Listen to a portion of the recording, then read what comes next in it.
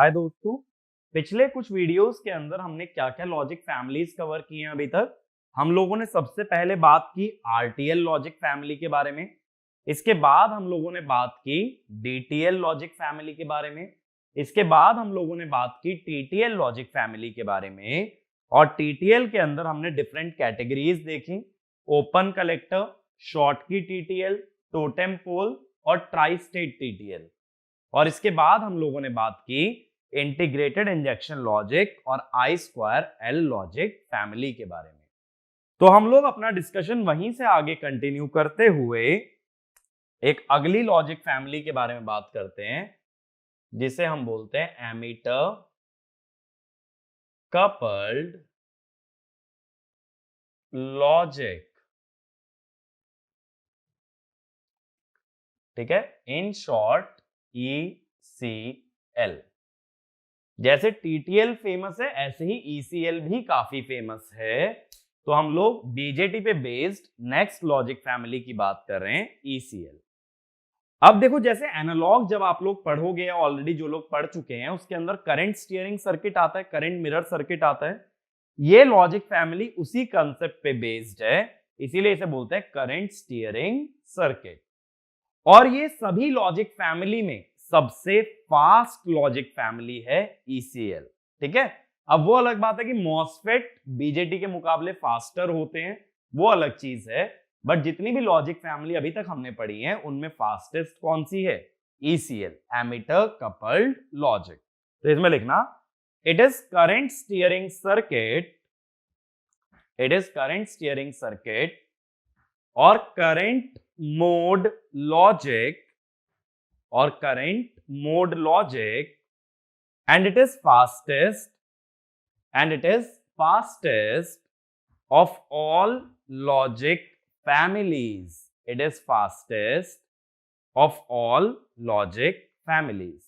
ठीक है, अब ये फास्टेस्ट क्यों कहलाती है अदर लॉजिक फैमिलीज के मुकाबले? क्योंकि ये ट्रांजिस्टर को सैचुरेशन में नहीं जाने देती। अगर मेरा ट्रांजिस्टर कभी सैचुरेशन में गया ही नहीं तो क्या होगा? वो किन दो रीजन्स में काम करेगा? कट ऑफ और एक्टिव। और कट ऑफ और एक्टिव के बीच में ऑसिलेट करना आसान है या फास्ट है as compare to cut off और सैचुरेशन। इसीलिए हम यहां पे क्या करते हैं कि ट्रांजिस्टर को एक्टिव रीजन में वर्क कराते हैं, जिससे कि प्रोपोगेशन डिले कम हो जाता है। तो ये वाला पॉइंट भी लिखो, it is non saturated logic, it is non-saturated logic. So transistor operates in active and cutoff region, active and cutoff region. Hence propagation delay is reduced. Hence propagation delay is reduced. ठीक है, next point, current is high due to active region. current is high due to active region. हमने पढ़ा था ना, active region का current ज्यादा होता है सैचुरेशन से। current is high in active region and output impedance is low, so charging and discharging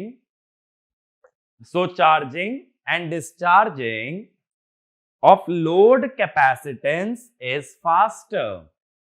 Charging and discharging of load capacitance is faster.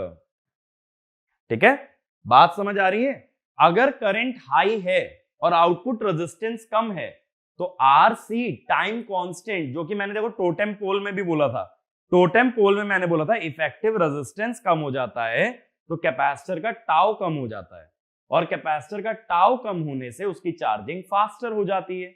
Same चीज मैं यहां पे बोल रहा हूं, करंट हाई है, इंपेडेंस कम है, तो चार्जिंग डिस्चार्जिंग तेज होगी। ये दो कारण की वजह से, एक तो एक्टिव रीजन, एक करंट हाई होने से, इस वजह से इसका propagation delay other logic families के मुकाबले कम है। लेकिन देखो, जैसा मैंने पिछले वीडियो के अंदर भी बात की थी, एक्टिव रीजन में रहने का नुकसान क्या होता है? एक्टिव रीजन में करंट और वोल्टेज हाई होते हैं, जिस कारण से पावर डिसिपेशन होता है हाई। ठीक है, तो यही लिखना, inactive region power dissipation, inactive region power dissipation of the transistor is high, power dissipation of the transistor is high। अब बात है एक्टिव रीजन में कैसे रखें। अब देखो, जो अभी तक लॉजिक फैमिलीज थी उसमें सैचुरेशन में आउटपुट कितना मिल रहा था 0.2, कट ऑफ में कितना मिल रहा था 5, लेकिन जब एक्टिव रीजन लोगे तो आउटपुट 0.2 तो नहीं मिलेगा, आउटपुट ज्यादा मिलेगा, यानी कि एक्टिव और कट ऑफ में वोल्टेज का डिफरेंस कम हुआ। एक चीज सोचो ना, कट ऑफ और सैचुरेशन में देखो मैं क्या बोलना चाह रहा हूं कि अगर कट ऑफ रीजन रहता है तो V0 VCC आता है, सैचुरेशन में V0 कितना आता है 0.2, यानी हाई और लो के बीच काफी गैप है।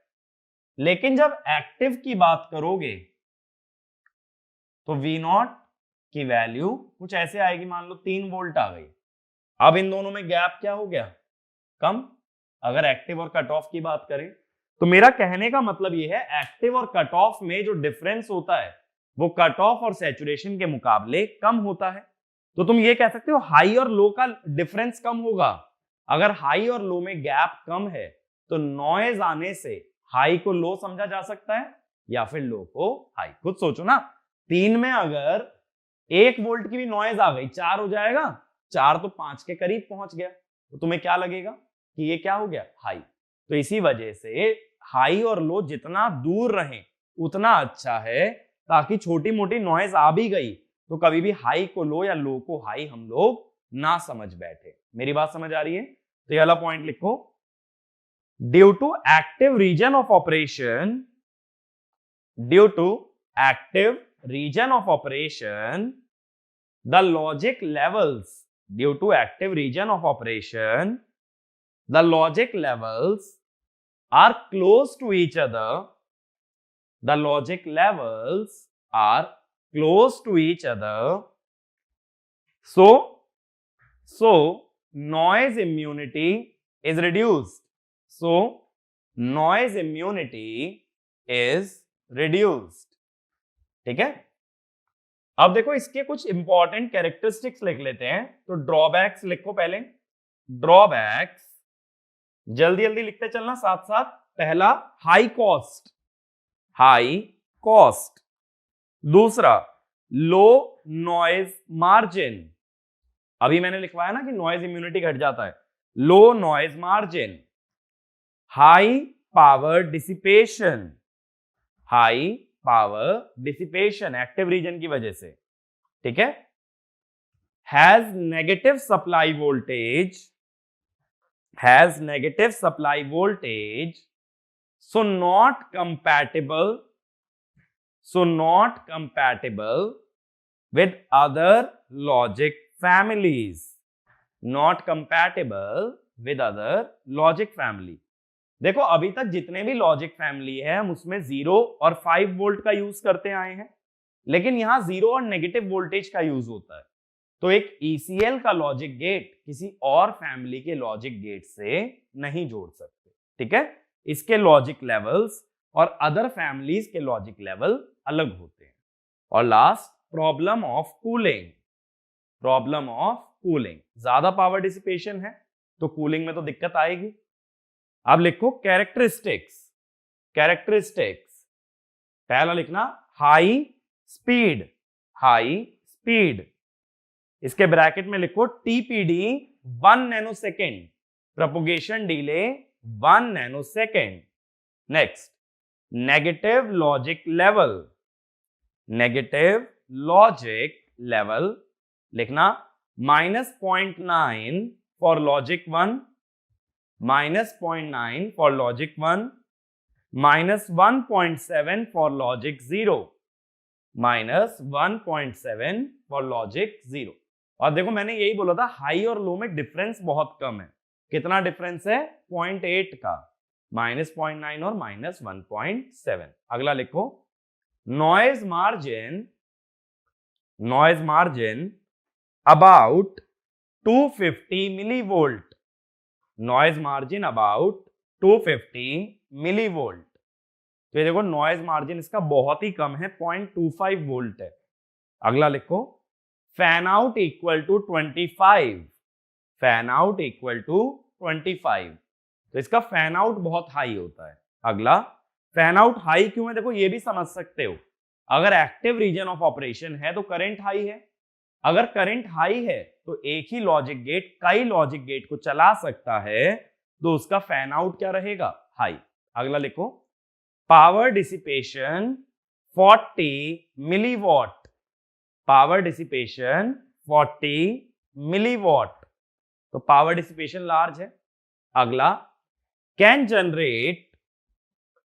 Generate output and its complement, can generate output and its complement. कहने का मतलब देखो यहां पे ये हुआ, जैसे अभी तक लॉजिक गेट्स थे तो हम क्या पढ़ रहे थे, नैंड नॉर ये चीजें पढ़ रहे थे। अब मैं ये कह रहा हूं यहां नैंड और एंड दोनों बन सकते हैं, या नॉर और दोनों बन सकते हैं, यानी एक ही सर्किट में आउटपुट भी मिलेगा, उसका कॉम्प्लीमेंट भी मिलेगा। लास्ट लिखना constant current flows so spikes are generated, constant current flows so spikes are generated। अब देखो इसका सर्किट देख रहे हैं तो हेडिंग डाल लेना और स्लैश नॉर गेट, और स्लैश नॉर गेट, ठीक है। हम लोग इसके अंदर दो लॉजिक गेट बनाने वाले हैं और उसी के साथ में नॉर।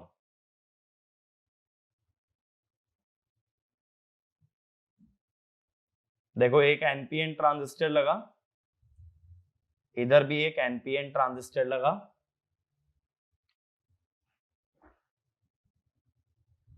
इधर एक और एनपीएन ट्रांजिस्टर मैंने लगाया, ये इससे जोड़ा।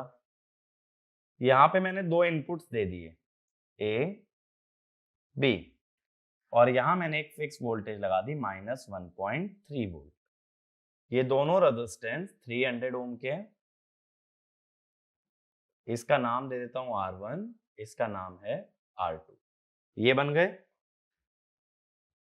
अब देखो इसके बाद मैं क्या करता हूं कि यहां पे एक लॉजिक गेट मैंने लगाया,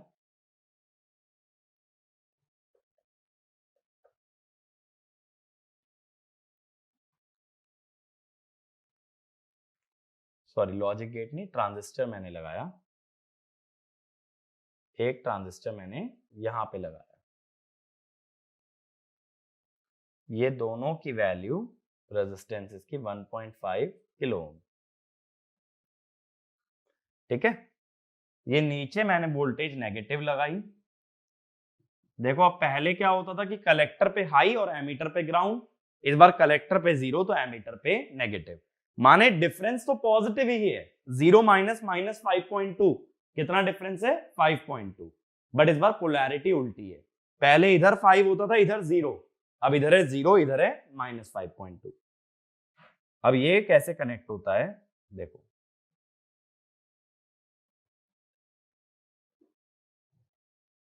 ये इस टाइप से कनेक्ट होता है, ठीक है। इन ट्रांजिस्टर्स को मैं नाम दे देता हूं Q1A, Q1B, Q2, ठीक है। एक काम करते हैं यहां पे ना, पहले ये दोनों ट्रांजिस्टर जो हैं एक रेजिस्टेंस से जुड़ेंगे, एमीटर टर्मिनल, फिर हम लोग इसको सप्लाई से जोड़ेंगे -5.2 वोल्ट, ठीक है। ये रेजिस्टेंस है 1 किलो ओम। Q2, ये Q3 और ये Q4। अब यहां देखो आउटपुट लिया जाता है एमीटर टर्मिनल से, क्योंकि देखो कलेक्टर तो सीधे सीधे ग्राउंड है ना, तो यहां किससे लोगे, एमीटर से।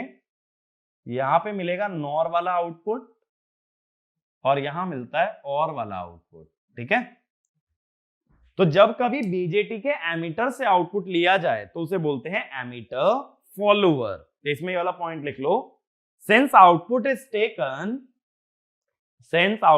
taken at emitter terminal, since output is taken at emitter terminal of Q3 and Q4 these transistors are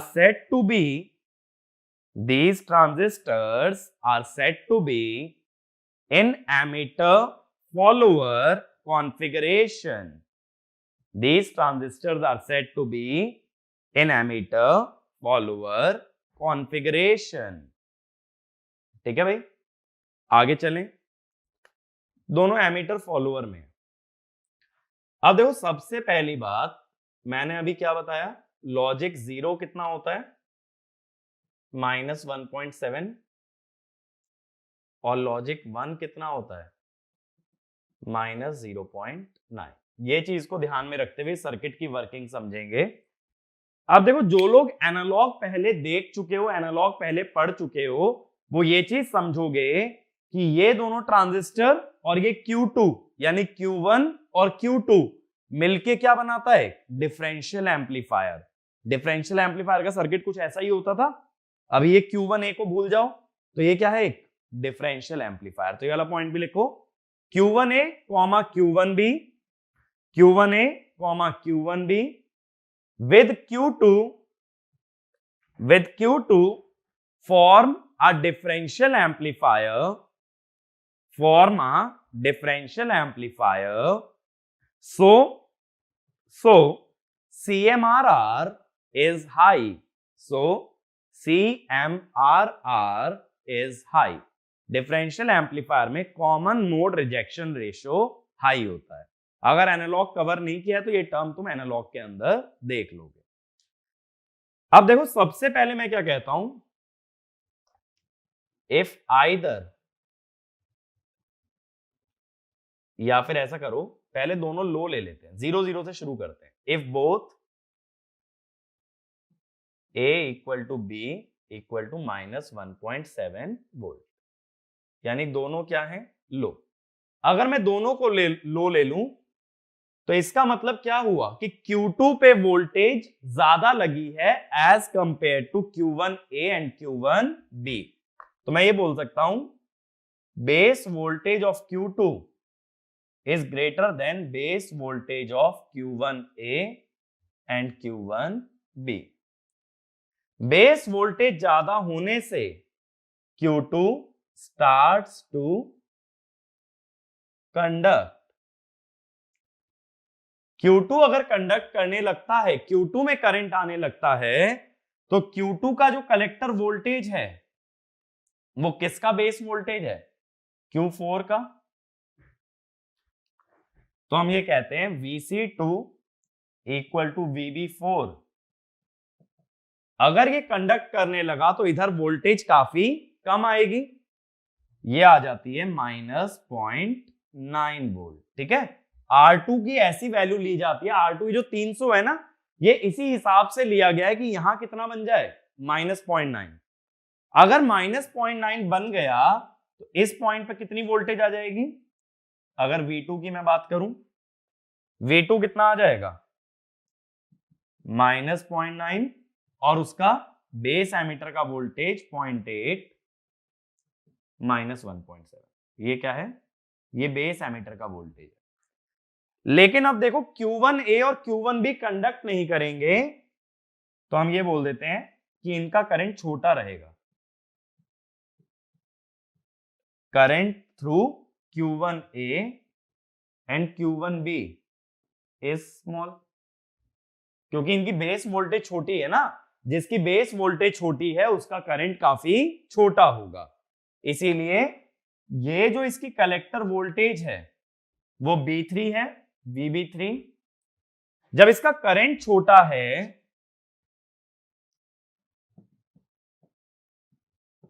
एक चीज सोचो, करंट छोटा होने से इसका वोल्टेज ड्रॉप कम, यहां 0 है, इसका वोल्टेज ड्रॉप कम आएगा तो यहां कम नेगेटिव वोल्टेज आएगी।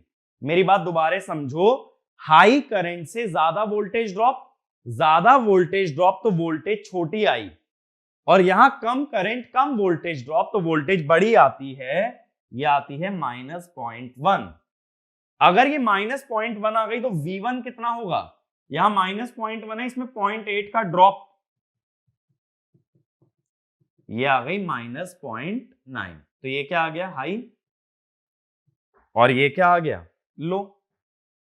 एक चीज सोचो, 0 0 लगाया तो और के आउटपुट पे लो आया, आना भी चाहिए, 0 + 0 0 ही होता है, लेकिन नॉर के आउटपुट पे क्या आया, हाई, वही होता है A + B का बार। तो अगर मैंने दोनों को लो लगाया तो उससे हुआ क्या, दोनों को लो लगाने से हमारे और का आउटपुट लो आया और नॉर का आउटपुट हाई आया। अब इसके बाद देखो, दोबारा समझते हैं आगे की कहानी। अब दोनों में से कोई भी एक अगर हाई हो जाए, कोई भी एक, ठीक है, दोबारा ऐसा ही डेरिवेशन करके दिखाता हूं, और ये जो मैं वैल्यू लिख रहा हूं ना, -0.1 आ रही है, -0.9 आ रही है, ये रेजिस्टेंसेस की वैल्यू ऐसे सेट की गई है कि इतनी ही आती है, ये मत सोचना कि डेराइव कैसे हुई। अगला केस, इफ आइदर A और B इज हाई, यानी -0.9। देखो, जो भी इनपुट हाई हुआ उसकी बेस की वोल्टेज ज्यादा हो गई। देखो जैसे यहां -1.3 है ना, अगर यहां -0.9 है तो ज्यादा वोल्टेज किसकी है, इसकी, ठीक है। तो हम क्या बोलेंगे, Q1A और Q1B कैरी मोर करंट, जिसकी वोल्टेज ज्यादा होगी उसका करंट भी ज्यादा बनेगा, मोर करंट देन Q2। अब अगर Q1A Q1B में ज्यादा करंट आ रहा है तो इसका वोल्टेज ड्रॉप भी ज्यादा आएगा। भाई करंट ज्यादा है तो इस रेजिस्टेंस में ड्रॉप भी तो ज्यादा ही होगा, ड्रॉप ज्यादा होगा तो VC1 छोटा आएगा, तो VC1 आएगा और VC2 आएगा, ठीक है। अब VC1 अगर आ गया, मेरे को ये बताओ V1 कितना होगा, VC1 तो किसके बराबर है, VB3 के, इसमें 0.8 का ड्रॉप और आएगा, यानी -1.7 वोल्ट, यानी कि लो। और V2 कितना आएगा, देखो VC2 है VB4, फिर 0.8 का ड्रॉप, 0.8 के ड्रॉप से कितना बना, यानी हाई। तो देखो अगर एक भी इनपुट हाई हो गया तो और का आउटपुट हाई आ रहा है, नॉर का आउटपुट लो आ रहा है, जो कि होना भी चाहिए। ये बात समझ आई, सर्किट काम कैसे कर रहा है। इस सर्किट में बहुत बेसिक वर्किंग है कि जो भी ट्रांजिस्टर की वोल्टेज हाई होगी वो ज्यादा करंट कैरी करेगा, जिससे कि उसकी कलेक्टर वोल्टेज कम हो जाएगी, और कलेक्टर वोल्टेज कम होने से उसके हिसाब से हम क्या निकाल रहे हैं, आउटपुट। तो यहां दो आउटपुट बन रहे हैं, एक और गेट का और एक नॉर गेट का। तो इसको लॉजिक सिंबल में कैसे दिखाते हैं, देखो अगर दोनों आउटपुट एक ही गेट में दिखाने हो ना, उसको शो कैसे किया जाता है।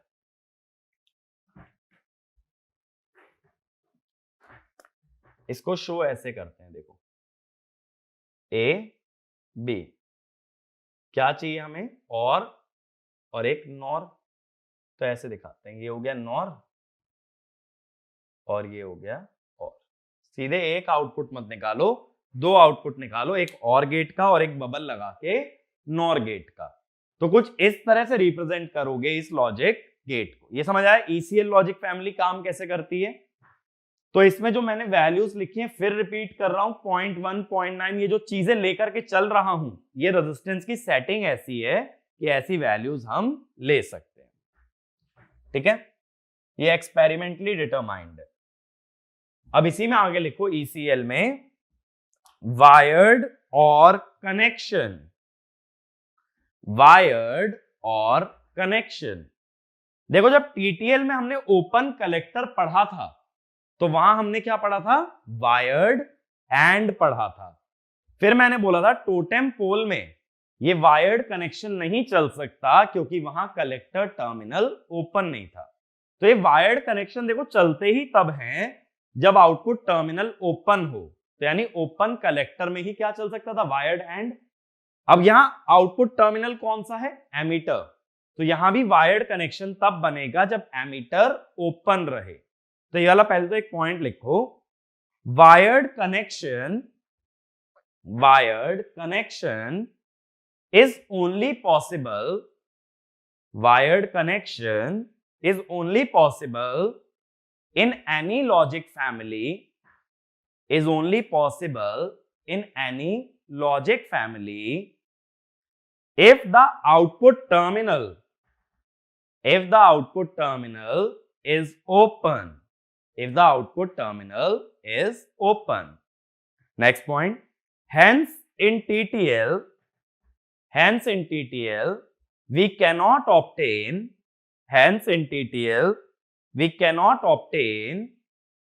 wired logic in totem pole, Next point, in ECL open emitter outputs are available, so open emitter outputs are available, so wired connection can be obtained, Next point लिखना, the open emitter terminals can be connected together,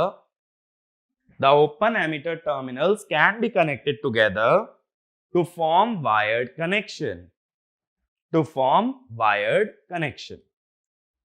अब देखो ये जो Q3 वाला logic gate है इसको मैं यहां दिखाता हूं। ये जो इसका एमिटर टर्मिनल है ये ओपन है, ये इधर किससे कनेक्टेड था, ग्राउंड से, ठीक है। ओपन होने का मतलब है कि नीचे किसी से कनेक्ट नहीं किया गया है, तभी ये वायर्ड कनेक्शन बनेगा। ऐसे कोई दूसरा ले लो, ये किसी दूसरे लॉजिक गेट का Q3 है, ये भी Q3 है, ये भी Q3 है, ठीक है। इन दोनों को कनेक्ट करके फिर मैंने एक साथ टाई कर दिया है वोल्टेज से, ठीक है ना। मेरी बात समझ आई कि ये वाली वोल्टेज मान लो ये है X, ये है Y, तो मैं दो लॉजिक गेट के Q3 ट्रांजिस्टर्स के एमीटर को एक साथ कनेक्ट कर रहा हूं। ये मत सोचना ये ट्रांजिस्टर आए कहां से, अगेन वायर्ड लॉजिक में ऐसा एक बड़ा सा लॉजिक गेट मेरे पास है और ऐसा ही एक और है, दो लॉजिक गेट हैं एक जैसे, उनके जो Q3 के टर्मिनल्स हैं उन्हें साथ में जोड़ के फिर मैंने सप्लाई से कनेक्ट किया है, ठीक है। यहां मैंने डायरेक्टली किसी भी टर्मिनल को Q3 के सप्लाई से नहीं जोड़ा, ऐसे दो ट्रांजिस्टर लेके फिर जोड़ा। अब देखो मैंने क्या बताया था, दोबारा समझते हैं। मैंने इसके अंदर वोल्टेजेस क्या बताई थी, देखो बहुत ध्यान से सुनना। मैंने बोला था जब ये ट्रांजिस्टर कम करंट कैरी करता है तो इधर कितनी आती है, -0.1, जब ज्यादा करंट कैरी करता है तो आती है -0.9, यानी इसके बेस पे दो वोल्टेजेस आ सकती हैं, -0.9 और -0.1। तो देखो मैं चारों कॉम्बिनेशन लिख लेता हूं, यही मैंने अभी वोल्टेजेस शो भी की थी ना।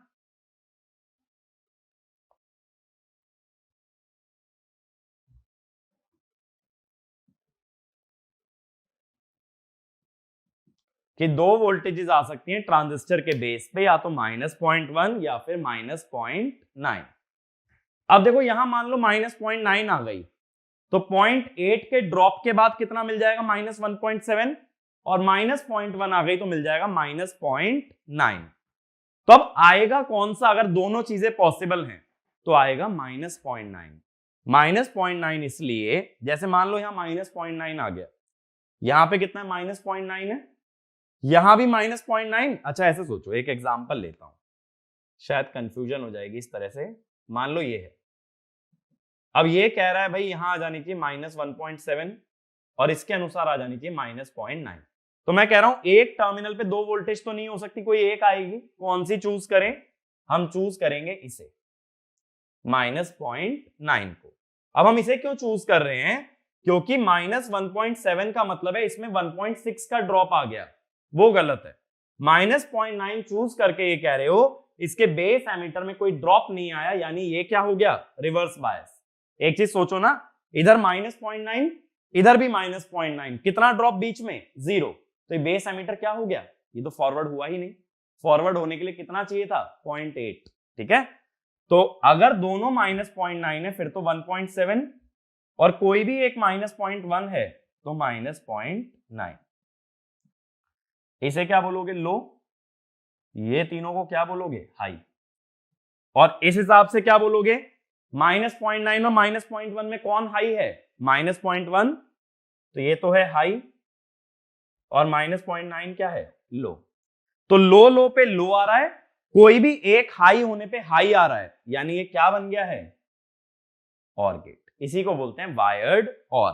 तो वायर्ड और में क्या करना है, जो ईसीएल लॉजिक फैमिली का एमिटर टर्मिनल है वो ओपन रहेगा, ऐसे एक से ज्यादा आउटपुट्स को साथ में कनेक्ट कर दें तो बनता है वायर्ड और। इसमें रट के कुछ नहीं जाना, ये याद रखना, वायर्ड लॉजिक किसमें बनता है, ओपन आउटपुट में। दूसरी बात, टीटीएल में क्या बनता है, वायर्ड एंड, ईसीएल में क्या बनता है, वायर्ड और। वायर्ड कनेक्शन का मतलब जब दो वायर्स को डायरेक्टली जोड़ दिया जाए और वो एक लॉजिक गेट का काम करे तब उसे बोलते हैं वायर्ड कनेक्शन।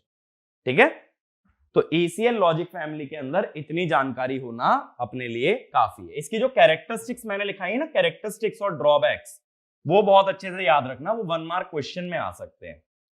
वर्किंग वगैरह तो देखो कोई नहीं पूछेगा, मेंस वगैरह में एक बार को कोई लिखवा ले तो बात अलग है, बट वैसे वर्किंग वगैरह ऑब्जेक्टिव एग्जाम में तो कभी नहीं लिखनी पड़ेगी, मेंस में डिस्क्राइब किया जा सकता है।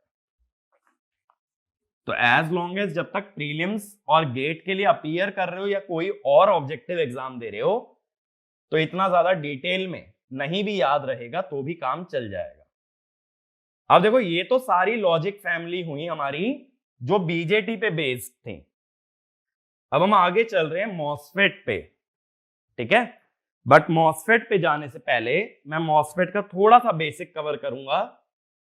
तो जो लोग मॉसफेट का बेसिक जानते हैं वो लोग इस वीडियो के आगे का पार्ट स्किप कर सकते हो। ठीक है, मैं मॉस लॉजिक से कोई लॉजिक गेट नहीं पढ़ाऊंगा इस वीडियो के अंदर, वो नेक्स्ट वीडियो में कवर करेंगे। तो अगर मॉसफेट आता है तो आगे का पार्ट छोड़ सकते हो, नहीं आता है तो आगे देख सकते हो, या रिवाइज करना चाहते हो तो भी देख सकते हो। अब देखो पहले तो मॉसफेट की फुल फॉर्म क्या होती है, ये होता है metal oxide semiconductor field effect transistor. ये अपना मॉसफेट होता है। ठीक है, मॉसफेट का स्ट्रक्चर कैसा होता है, देखो जैसे मैंने बीजेटी का स्ट्रक्चर एक्सप्लेन किया था, मॉसफेट में सबसे पहले एक होता है सबस्ट्रेट। सबस्ट्रेट माने जिसपे कि पूरा ट्रांजिस्टर बनाया जाएगा। अब जैसे मान लो ये पी टाइप सबस्ट्रेट है, इसके अंदर दो रीजन लेते हैं, N+ और दूसरा भी N+। एक रीजन कहलाता है सोर्स और दूसरा कहलाता है ड्रेन। तो देखो इसके ऊपर पहले ऑक्साइड डिपॉजिट किया जाता है। ठीक है, अब इसमें ना थोड़ा सा रीजन निकाल के, ऑक्साइड थोड़ा सा गायब करके यहां से टर्मिनल निकाल लेते हैं। जैसे ये ड्रेन हो गया, ये वाला टर्मिनल निकाल लिया, ये हो गया सोर्स, और यहां पे हम लोग एक लेयर डिपॉजिट कर देते हैं, इसे बोलते हैं गेट। तो कितने टर्मिनल हुए, 4 टर्मिनल हुए मॉसफेट में। जी माने गेट, एस माने सोर्स, डी माने ड्रेन, और इसको बी बोल देते हैं, बी माने बॉडी या सबस्ट्रेट। अब देखो इसमें क्या होता है, अगर गेट पे पॉजिटिव वोल्टेज लगाओ, ये ऑक्साइड जो है ना ये इंसुलेटर है, तो इससे कोई करंट नहीं जा सकता। तो गेट पे अगर पॉजिटिव वोल्टेज लगाते हैं तो इलेक्ट्रिक फील्ड अवे बनती है।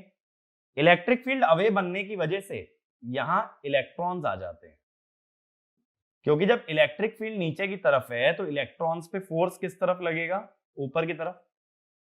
तो इस हिस्से को हम बोलते हैं चैनल। अब चैनल बन जाने से क्या हुआ, ये N प्लस से N प्लस का पूरा रास्ता क्या हो गया, एक एन टाइप सेमीकंडक्टर हो गया।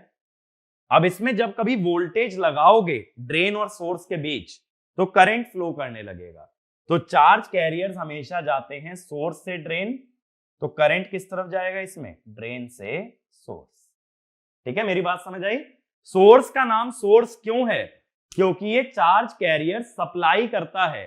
ड्रेन का नाम ड्रेन क्यों है, क्योंकि वो चार्ज कैरियर को ड्रेन कराता है या बाहर निकालता है। तो चार्ज कैरियर हमेशा जाते हैं सोर्स से ड्रेन, और सिंस चार्ज कैरियर यहां इलेक्ट्रॉन है तो करंट जाता है इलेक्ट्रॉन से अपोजिट, यानी कि ड्रेन से सोर्स। इसे बोलते हैं एन चैनल मॉसफेट, क्योंकि चैनल में क्या लगे हैं, इलेक्ट्रॉन। तो एन चैनल मॉसफेट या शॉर्ट में एनमॉस। ऐसे ही एक दूसरा इसका वेरिएशन होता है पीमॉस। ठीक है, इसका दूसरा वेरिएशन हमारा होता है पीमॉस। सेम वे में बनाते हैं, बट इस बार सबस्ट्रेट उल्टा लेंगे। ठीक है, एन सबस्ट्रेट लेंगे और इसमें यहां क्या लोगे, पी प्लस, पी प्लस, फिर से कुछ रीजन गायब करके क्या बना दोगे, सोर्स, ड्रेन, और यहां डिपॉजिट कर देंगे हम गेट। ये गेट बन गया। अब देखो मुझे चैनल पी बनाना है, पी और पी के बीच में क्या चाहिए, चैनल पी। तो वोल्टेज लगाओ नेगेटिव, वोल्टेज नेगेटिव लगाई। नेगेटिव वोल्टेज की तरफ होती है हमेशा इलेक्ट्रिक फील्ड, ये हुई इलेक्ट्रिक फील्ड, और इलेक्ट्रिक फील्ड की डायरेक्शन में ही लगता है होल्स पे फोर्स। होल्स होते हैं पॉजिटिव चार्ज, तो पॉजिटिव चार्ज पे फोर्स कहां लगता है, in the direction of electric field. तो यहां पे ना होल्स जमा हो जाते हैं, ऐसे होल्स आ जाएंगे यहां पे। होल्स आ जाने से ये बन जाता है पी चैनल। ठीक है, तो इसको हम क्या बोल देते हैं, इसको हम बोल देते हैं पीमॉस। तो हमारे पास दो वैरायटी हो गई, एनमॉस और पीमॉस। अब ये दोनों ट्रांजिस्टर को शो कैसे करते हैं हम,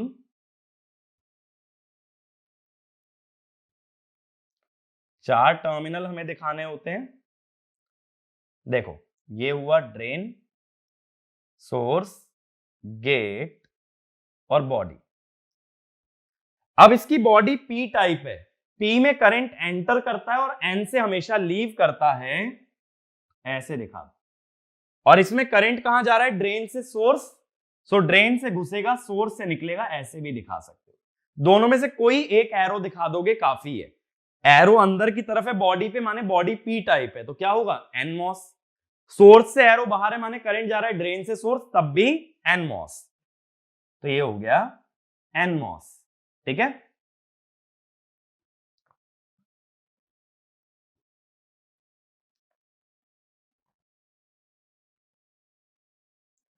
ये ड्रेन, ये सोर्स, ये बॉडी।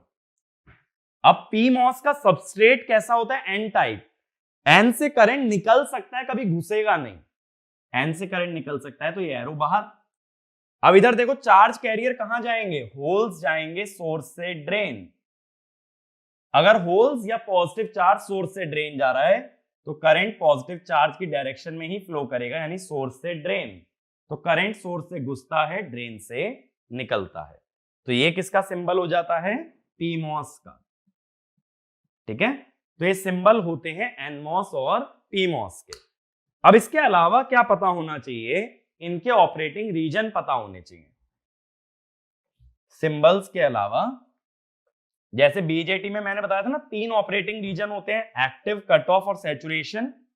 ऐसे ही यहां भी 3 होते हैं, कट ऑफ, सैचुरेशन और लीनियर। ठीक है, अब देखो एनमॉस की पहले बात कर लेते हैं। हम यहां थ्रेशोल्ड वोल्टेज बताते हैं। थ्रेशोल्ड वोल्टेज माने कितनी वोल्टेज गेट पे लगाओगे तब वो कंडक्ट करेगा, ये इसके लिए पॉजिटिव होती है। ठीक है, तो अब इसमें हम लोग क्या कहते हैं कि VGS अगर लेस देन थ्रेशोल्ड है, थ्रेशोल्ड से कम वोल्टेज लगाने पे कोई चैनल नहीं बनता, तो ये कट ऑफ में रहता है, यानी इसका करंट क्या रहता है? 0। ठीक है, कोई चैनल नहीं बनेगा। फिर दूसरी कंडीशन होती है VGS ग्रेटर देन VTN और ड्रेन से सोर्स की voltage less than equal to VGS minus VTN, ये होता है लीनियर। इसको ऑन माना जाता है। ठीक है, इसको ऑफ। यहां जो आईडी होता है वो होता है KN VGS minus VTN VDS minus VDS square by 2, ये बनता है। तीसरा रीजन होता है सैचुरेशन, उसकी कंडीशन होती है VDS greater than equal to VGS minus VTN, इसे बोलते हैं सैचुरेशन। ये एम्पलीफायर्स के अंदर यूज होता है। ठीक है, जैसे बीजेटी में एम्पलीफायर में एक्टिव रीजन होता है, ऐसे यहाँ पे सैचुरेशन, और यहाँ ड्रेन करंट होता है KN by 2 VGS minus VTN square. तो ये तो बात हुई एनमॉस की। ठीक है, इसमें रीजन याद रखना, यानी हम लोग क्या यूज करने वाले हैं? अब की बार 2 रीजन यूज करने वाले हैं, कट ऑफ और लीनियर। इस बार सैचुरेशन नहीं, क्योंकि सैचुरेशन एनालॉग के अंदर यूज होता है एज एन एम्पलीफायर। हमें चलाना है एज अ स्विच, तो हमें क्या चाहिए? कट ऑफ और सैचुरेशन। हमें कट ऑफ और लीनियर, हमें सैचुरेशन की जरूरत नहीं है। अब देखो पीमॉस में क्या होता है। पीमॉस में थ्रेशोल्ड वोल्टेज जो है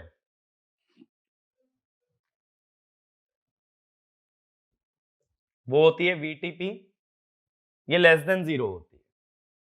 अब इसमें ना वोल्टेज की सारी पोलैरिटी पलट देंगे, GS की जगह SG greater than mod less than mod VTP, तो ये है कट ऑफ, इसमें कोई करंट फ्लो नहीं करेगा। दूसरी condition VSG greater than mod VTP, VSD less than equal to VSG minus mod VTP, तो यह है लीनियर, यानी कि इसको ऑन माना जाएगा। इस केस में करंट क्या आता है? KP, पीमॉस है ना इसलिए P, SG minus mod VTP VSD minus VSD square by 2, और तीसरा VSG greater than mod VTP और VSD greater than equal to SG minus mod VTP, ये है सैचुरेशन। ये किस में यूज होगा? एम्पलीफायर में। यहां ड्रेन में चलने वाला करंट है KP by 2 VSG minus mod VTP का होल स्क्वायर। ठीक है, तो मॉसफेट के अंदर ये इक्वेशंस यूज होती हैं, बट इन इक्वेशंस का हमें यूज नहीं करना है क्वेश्चंस के अंदर। ठीक है, या समझने के लिए भी ये इक्वेशन नहीं चाहिए, बस ये समझो कि अगर थ्रेशोल्ड से कम वोल्टेज लगाई तो ऑफ, थ्रेशोल्ड से ज्यादा लगाओगे तो ऑन। ठीक है, लेकिन यहां क्या देखोगे? GS, उसमें देखते हैं SG, यानी वहां सोर्स पे ज्यादा गेट पे कम, यहां गेट पे ज्यादा सोर्स पे कम। तो ऐसा कह सकते हो ना, यहां गेट पे ज्यादा वोल्टेज लगाने पे ये ऑन होगा। बात समझ रहे हो? गेट पे ज्यादा वोल्टेज लगाओगे सोर्स से तो ये ऑन होगा। यहां सोर्स पे ज्यादा वोल्टेज होगी गेट से, या गेट पे कम वोल्टेज होगी सोर्स से, तब ये ऑन होगा। तो चाहे तो इस पॉइंट को लिख लेना, NMOS turns on when high voltage is applied at gate terminal. NMOS turns on when high voltage is applied at gate terminal, whereas PMOS turns on when low voltage is applied at gate terminal. When low voltage is applied at gate terminal. ये बात clear हुई? अब देखो, अगर MOSFET को as a resistor चलाना है,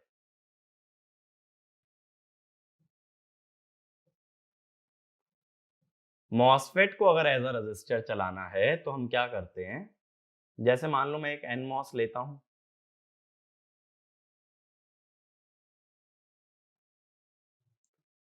और मैं देखो ऐसा क्यों कर रहा हूं, अभी तक लॉजिक फैमिली में हम देखते आए हैं कि जितने भी लॉजिक फैमिलीज है उसमें ट्रांजिस्टर भी यूज होते हैं और रेजिस्टेंस भी।